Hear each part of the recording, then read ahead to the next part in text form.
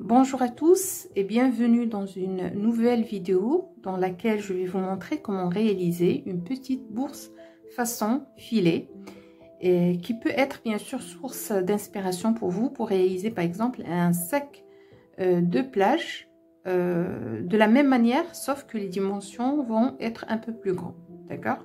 Mais je vais vous montrer pour la petite bourse et par la suite vous pouvez adapter vos projets selon vos besoins.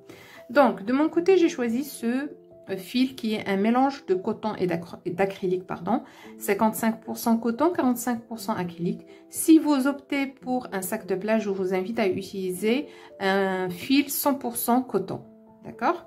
Alors j'ai choisi également ce crochet de 2 mm, vous pouvez également utiliser le 1,75. Donc je vais commencer mon ouvrage avec un nœud coulant. Et puis je vais réaliser une chaînette de base de 36 chaînes.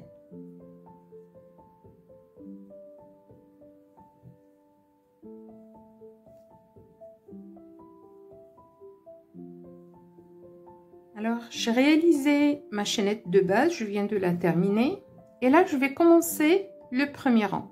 Donc je vais sauter les 3 premières chaînes ici, 1, 2 et 3, puis je vais travailler dans la 4e pour réaliser une bride.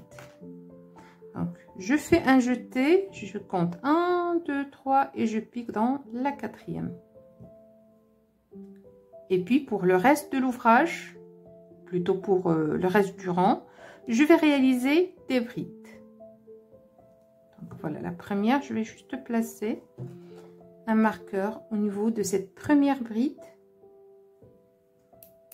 du rang. Et je vais continuer. Alors là, pour la chaînette de base, je ne vais pas la compter, d'accord? Alors, je vais réaliser la deuxième bride.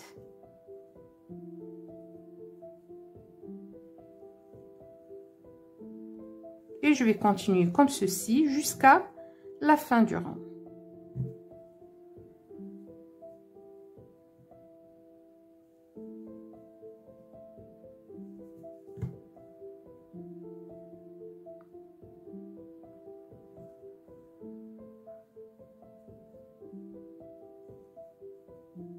Alors là, je suis arrivée à la fin du rang. J'ai un total de 33 brides jusque là. Et ce que je vais faire en fait, je vais travailler dans l'autre sens, comme ceci. C'est-à-dire le bas des mailles. Alors en fait, pour la dernière bride, je vais réaliser une augmentation de bride. Comme ça, j'aurai 33 de ce côté et 33 de l'autre. Donc pour le premier rang, ça sera 66 mailles ou bien 66 brides. Donc je vais faire une augmentation dans la dernière maille. Ou bien la dernière chaîne. Voilà l'augmentation. Et puis je vais travailler une bride par maille comme tout à l'heure. Le but c'est d'avoir le même nombre de parts et d'autres. J'essaie en même temps de sécuriser le fil. Voilà. Et je vais continuer comme ceci jusqu'à la fin du rang. Alors là, je suis arrivée à la fin du rang. Comme vous pouvez constater, j'ai travaillé de ce côté-là, puis j'ai fait le tour jusqu'au bout. Et là, je vais fermer le rang avec une maille coulée piquée à la tête de la première bride. Alors, comme j'ai dit précédemment, la chaînette qu'on a réalisée ici, au départ, les 3 chaînes, ça compte pas. Parce que elle sert en fait, cette chaînette sert à refermer l'espace qui peut se former entre la dernière bride et la première bride. D'accord? Alors là, je viens, comme j'ai dit, de terminer le premier rang qui compte 66 brides. Et je vais commencer donc le deuxième rang avec 3 chaînes. Alors cette chaînette également ne va pas compter. Et là, pour le deuxième rang, je vais faire une bride par bride du rang précédent. Donc, c'est bride par bride. D'accord? Alors, je vais juste placer le marqueur au niveau de la première bride. Et puis, je vais continuer comme ceci. Donc, une bride par maille du rang précédent. Jusqu'à la fin du rang. Bien sûr, on va faire le tour. Et à la fin du deuxième rang, vous aurez un total également de 66 brides. Il n'y aura ni augmentation, ni diminution, ni rien. D'accord?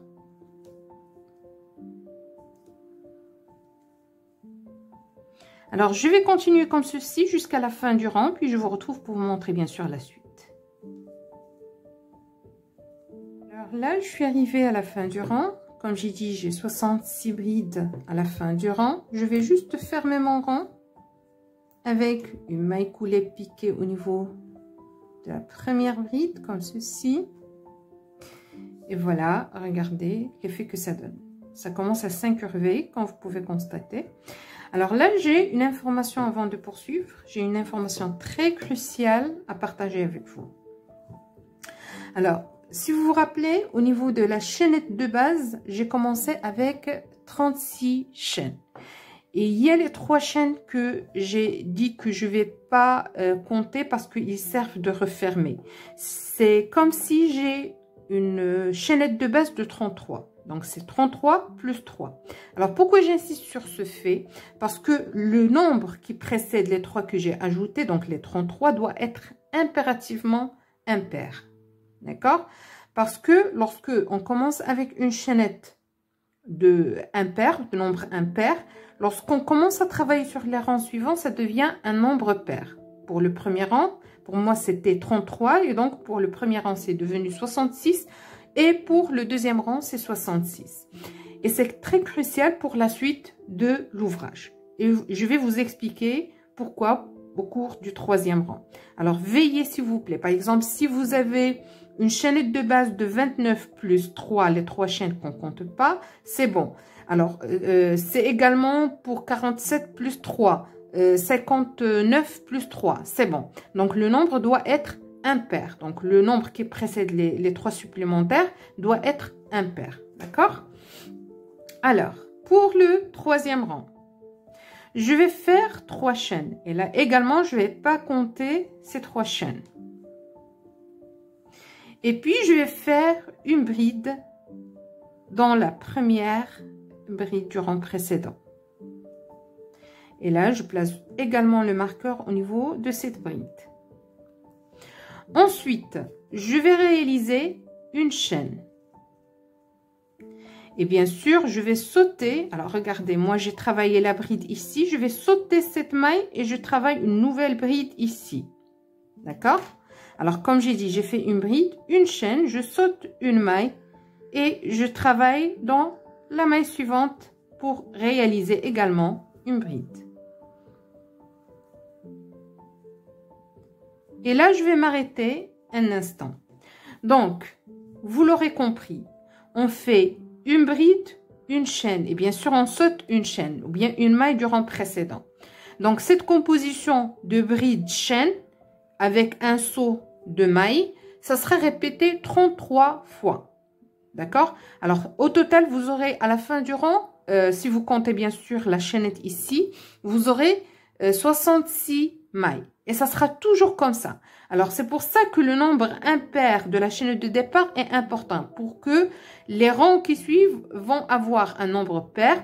Et donc, vous pouvez réaliser cette composition de bride chaîne. Parce qu'ils prennent 2 mailles. D'accord? On travaille toujours avec 2 mailles.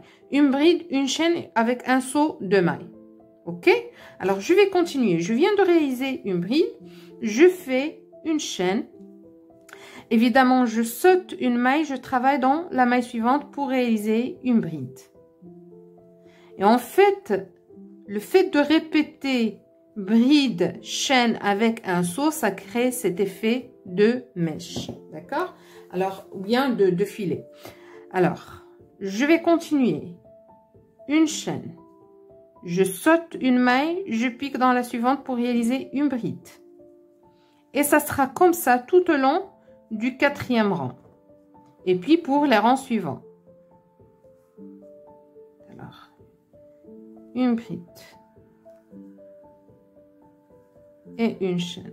Alors, de mon côté, je vais continuer comme ceci jusqu'à la fin du 4e rang. Puis, je vous retrouve pour vous montrer, bien sûr, la suite de l'ouvrage.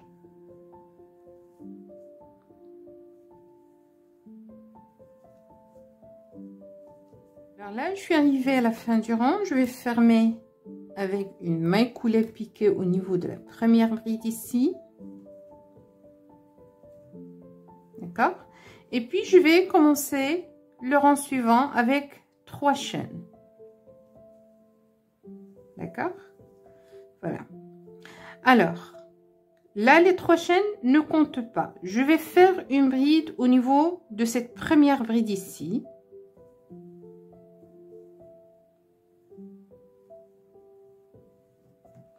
Je replace mon marqueur. Puis je fais une chaîne.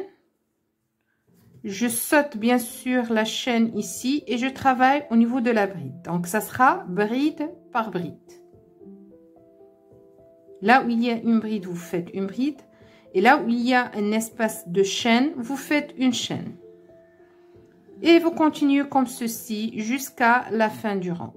De mon côté, je vais continuer à travailler de la même manière jusqu'à atteindre le 19e rang en répétant le même processus. D'accord? Une bride, une chaîne, une bride. Répétez 33 fois pour chaque rang. Je ferme avec une maille coulée. Je fais 3 chaînes pour monter, bien sûr, au niveau du rang suivant. Et je reprends l'ouvrage de la même manière. Alors, je vais continuer comme ceci, comme j'ai dit, jusqu'à la fin du 19e rang. Puis, je vous retrouve pour montrer, bien sûr, la suite de l'ouvrage. Alors là, je suis arrivée à la fin du 19e rang.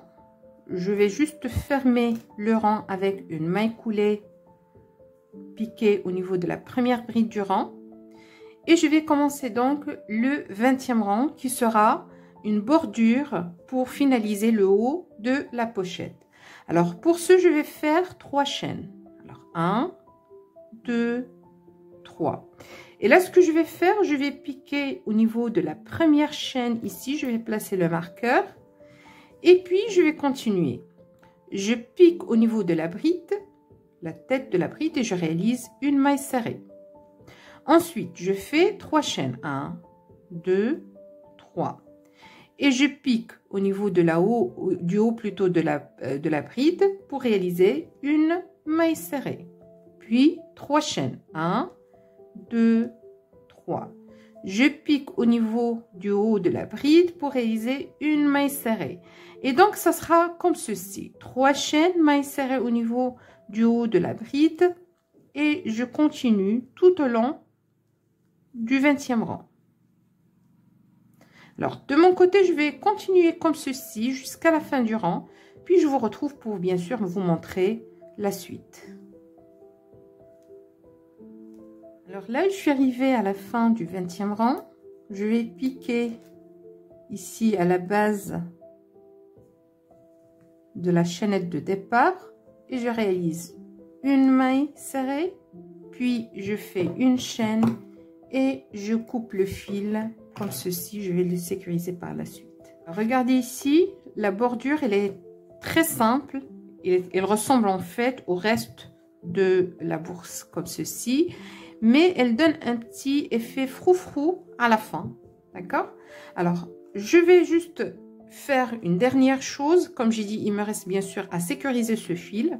Mais il me reste encore à faire un petit cordon pour fermer ma bourse.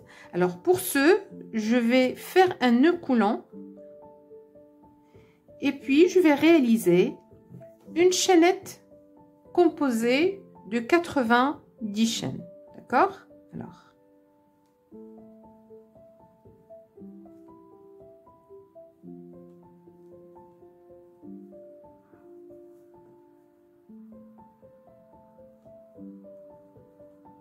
Alors là, je suis arrivée à la fin de la chaînette. Je vais juste couper le fil et puis tirer pour finaliser mon cordon. Alors en fait, j'ai fait deux. Le premier et le deuxième, ils sont de la même taille. D'accord? Alors, ce qu'il me reste à faire maintenant, alors juste prendre mon aiguille et y enfiler un premier cordon.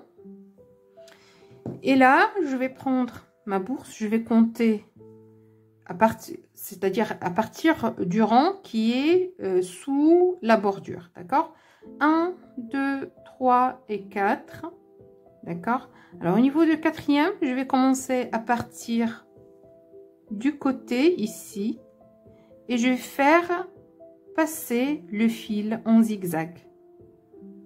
D'accord? Comme ceci. Tout autour de ma bourse.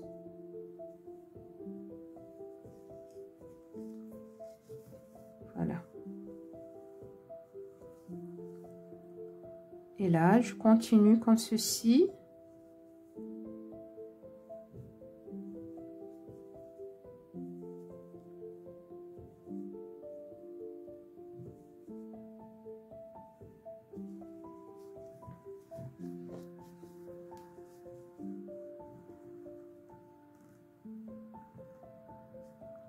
Et je continue jusqu'au point du départ.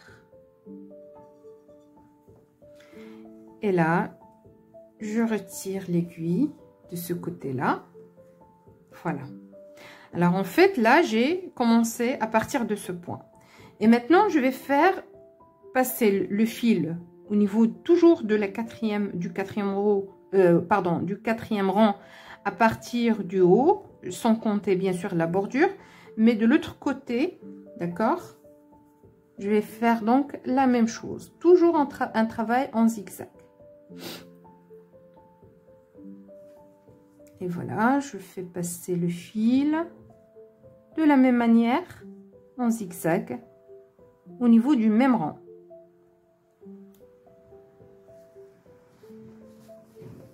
Voilà. Et je continue jusqu'à la fin.